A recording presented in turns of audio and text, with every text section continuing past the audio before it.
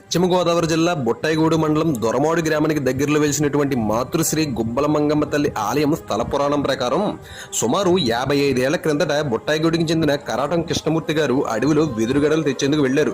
తిరుగు ప్రయాణంలో ఎడ్లు అడుగు ముందుకు వేయకపోవడంతో బండిపై ఉన్న వెదురు కలపను దించేసి కూలీలతో పాటు కృష్ణమూర్తి గారు ఇంటికి వచ్చేశారట.